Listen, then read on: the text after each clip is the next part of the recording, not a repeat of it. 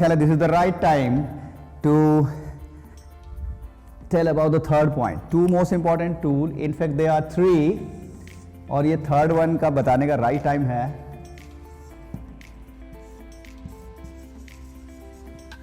Experience.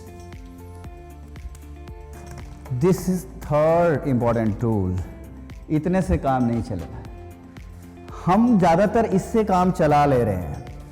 हम मतलब जो एक्टर्स बनना चाहते हैं, आर्टिस्ट बनना चाहते हैं, जितना मैंने देखा है, जितना मैं जानता हूँ, उसी पे ही बेस करता हूँ मैं अपनी थ्योरी. ऐसे ही तो होता है, ऐसे ही तो होता है.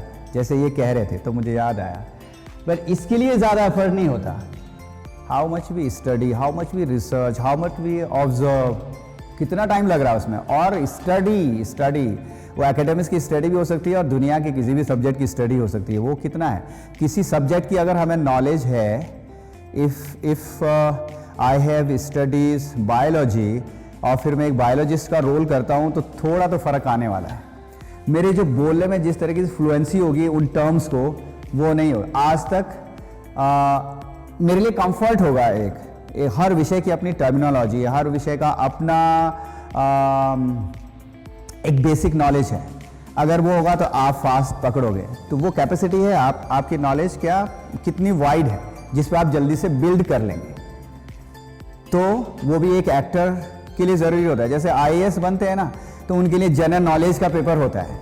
मुझे तो लगता है वो जनरल नॉलेज का पेपर उतना तो एक एक्टर के पास भी होना चाहिए. जनरल नॉलेज, जनरल इन्फॉर्मेशन नहीं कह रहा हूँ मैं, नॉलेज कह रहा हूँ. इन्फॉर्मेशन अलग चीज़ है, नॉलेज अलग चीज़ है. ये भी एक अलग सब्जेक्ट है. इन्फॉर्मेशन, वहाँ ऐसा होता है, वहाँ इतनी बारिश होती है, एवरेस्ट सबसे ऊंचा है, वो नदी लंबी है. ये ऑल इन्फॉर्मेशन, ये नॉलेज नहीं है. ठीक है. तो नॉलेज होती कॉन्सेप्चुअल.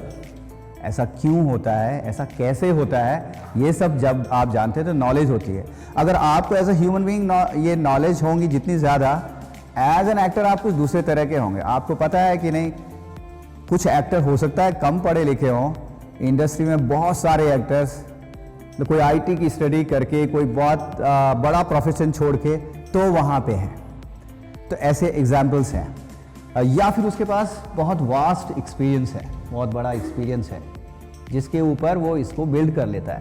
सो ओके, तो आज तो हम इसको नहीं टच कर पाएंगे. आज तो हम यहीं पे टच कर रहे हैं, बहुत basic. Step to your right side and stand there. One more, one more, one more, one more, one more, one more, one stop. One little step to your left side and stand there. One more, one more, one more, one more, one more, one more, one more, one more, one. Stop. ये circle छोटा क्यों होता जा रहा है? Turn to your right. Yes. Big step to your right. Stand there. So now we have a bigger circle. And let's go for jogging in the circle. Yes.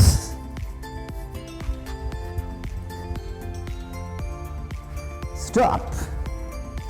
Now I will not say stop. When I stop, you stop, but you don't look back.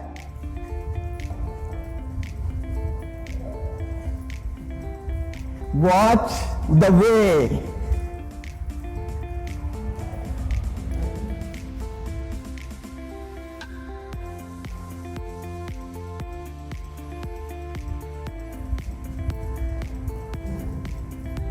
Watch the way.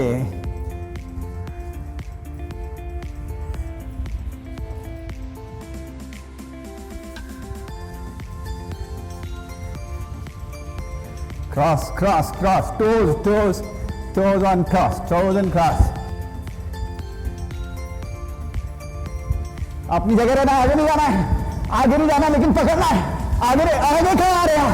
वहीं पे और तेज, और छूटने वाला है.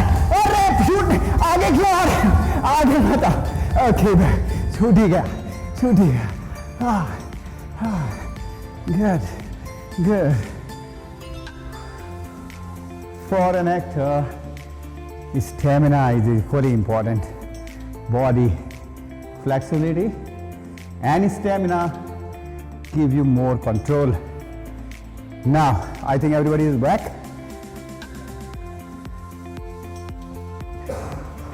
Walk normally in this floor. No park story. Walk normally and observe your walk. तो observe ऐसे थोड़ी देखोगे. Keep in mind how I am walking. So go for walk. Observe your walk.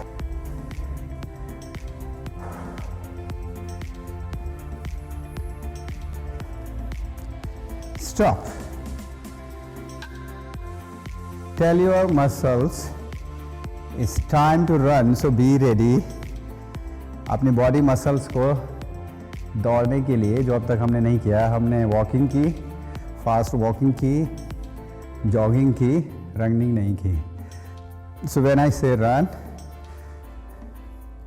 You will run on this floor, जहाँ जहाँ खाली जगह होगी.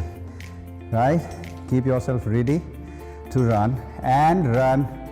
Maximum speed पे रन करना है. So ready, run.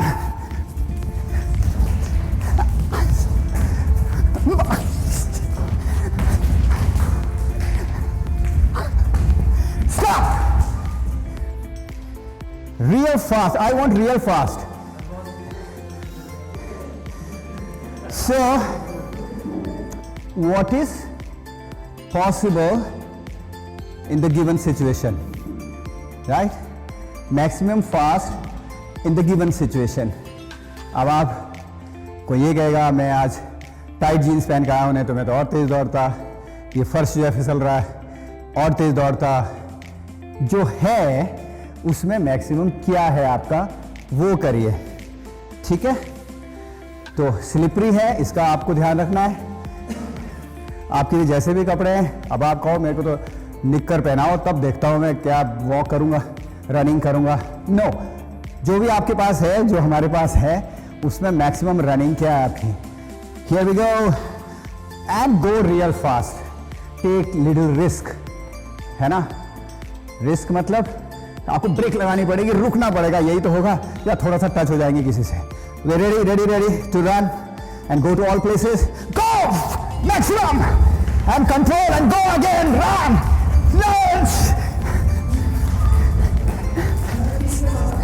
Stop. Oh, stop. Relax. So you started making your routes. Zigzag, ये सब का चैलेंज ज़्यादा बड़ा था. But walk normally. Walk normally now and observe your walk. Stop. कौन बताएगा दौड़ने और चलने में सबसे बड़ा फर्क क्या है? बहुत फंडामेंटल की, उससे फर्क पता चल जाता है. ये दौड़ना है, ये चलना है, क्या फर्क है बेसिकली? स्पीड और बॉडी कंट्रोल. बॉडी कंट्रोल क्या किसमें होना चाहिए, किसमें नहीं? ज्यादा.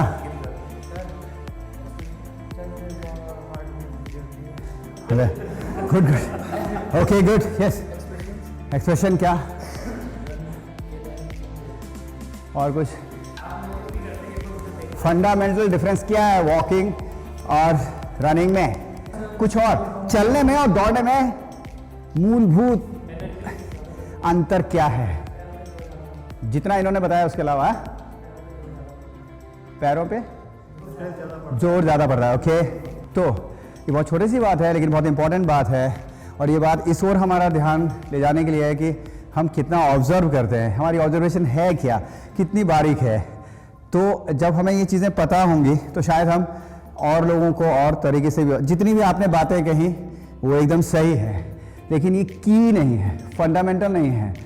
स्पीड, एक बच्चा दौड़ रहा है, छोटा सा बच्चा 2 साल का दौड़ रहा है, और एक बड़ा आदमी उससे तेज चल सकता है.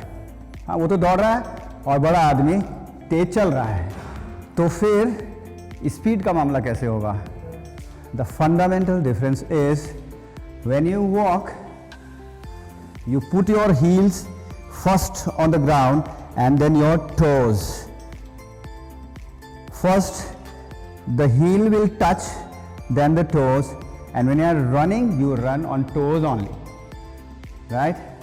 Now when you walk, जब आप अब चलेंगे, ऑब्जर्व क्या ऐसा हो रहा है कि ऐसे चल रहा हूं पहले पीछे का हिस्सा एड़ी और फिर पंजे, या एक साथ हो रहा है या ऐसे हो रहा है?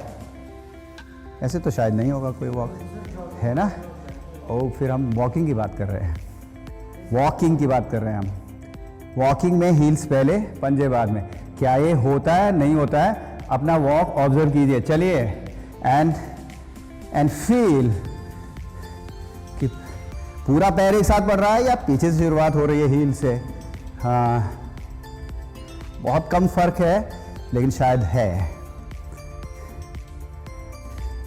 स्टॉप, क्या कहते हैं आप? कुछ अलग है? पहले हील्स टच हो रहे हैं कि नहीं, और फिर आगे का पोर्शन बहुत कम है वो, लेकिन भागने में तो you have to be on toes, क्योंकि वहाँ पे स्प्रिंग है, वहाँ पे आप बैलेंस करेंगे। तो बनावट हो सकती, क्योंकि आपने अपने को ऑब्जर्व करना शुरू कर दिया तो आप देख रहे हैं। तो हो सकता है कि आप अगर अपना कोई शूट देख लें जिस किसी और ने कर दिया हो आपका नेचुरल वॉक, तब आपको पता चलेगा this is how I walk. But अगर आप अवेयर हो all the time, you will become aware of your body language.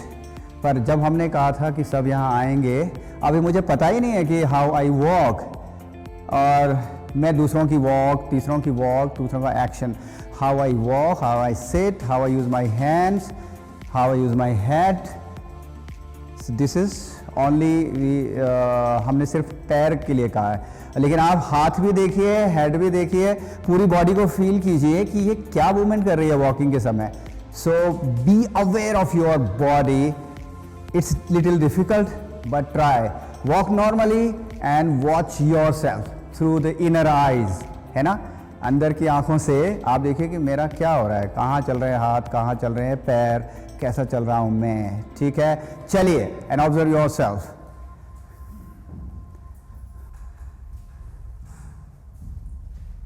Stop. Like, subscribe, share and press the button bell icon.